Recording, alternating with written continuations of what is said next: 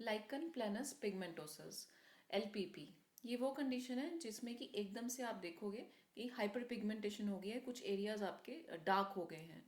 तो ये किस वजह से हो जाता है? ये हाइपर पिगमेंटेशन है बाकी ब्लेमिशेस और मलाजमा से बिल्कुल डिफरेंट होती है। This can be on expose area, जो आपके ज़्यादा सन एक्सपोज एरिया है वहाँ ज़्यादातर होती है। स्पेशली फीमेल्स में होगा, जहाँ पे हम लोग ये देखते हैं कि जो लोगों को आदत होती है कि रैंडमली कोई भी कॉस्मेटिक उठा के यूज़ कर लिया, या बहुत लंबे टाइम तक कुछ वाइटनिंग क्रीम्स की एक हैबिट होती है, या कुछ परफ्यूम्स हो गए, या फिर कुछ ऐसी प्रोडक्ट्स हेयर डाइज होगी जो बहुत फ्रीक्वेंटली हम यूज़ कर रहे हैं। उन रिएक्शन की वजह से पहले तो ये रेडनेस और इचिंग में स्टार्ट होता है।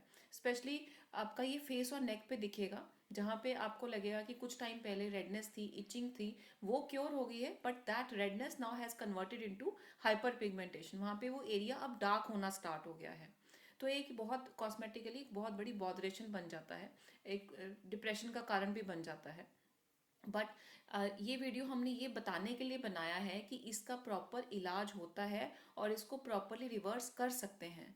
अब इसमें क्या ट्रीटमेंट ऑप्शंस रहती हैं? सबसे पहले हम बात करेंगे, लेजर्स लाइट रहती हैं। First you need to understand, क्योंकि ये एक रिएक्शनरी मोड में स्टार्ट हुआ था, तो एकदम से it may take few months, कुछ आपको पेशेंस रखनी पड़ती है, कुछ मंथ्स लग जाते हैं टू रिवर्स द कंडीशन।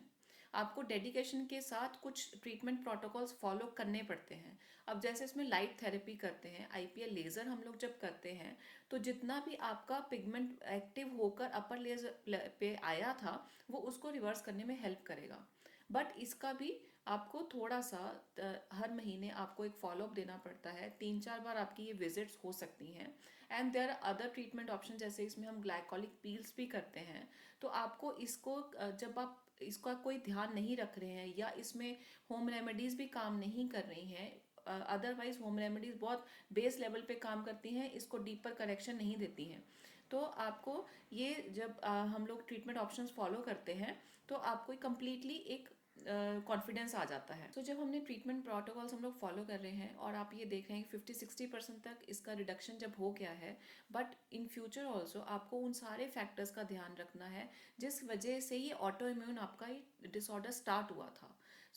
जैसे कि अगर आपको लग रहा है कि जो हम फॉर एन एग्जांपल हम एक पेशेंट के बारे में बात करें, तो she was using fair and lovely, बहुत लंबा टाइम से वो यूज़ कर रही थी, जिसकी वजह से उनका ये लाइकन प्लेनस स्टार्ट हुआ, एंड फेस एंड नेक पे बहुत ज़्यादा इचिंग स्टार्ट हुई, और फिर वो डार्क हो गया। तो अब ये हमें फॉर एवर के लिए हमें कोई भी वाइटनिंग क्रीम अब नहीं यूज़ करनी है, बिकॉज ये ट्रिगर फैक्टर्स होते हैं जो कि ऑटो इम्यून या एलर्जी कंडीशंस को ट्रिगर कर रहे होते हैं। तो वो सारे फैक्टर्स हमने अवॉइड करने हैं।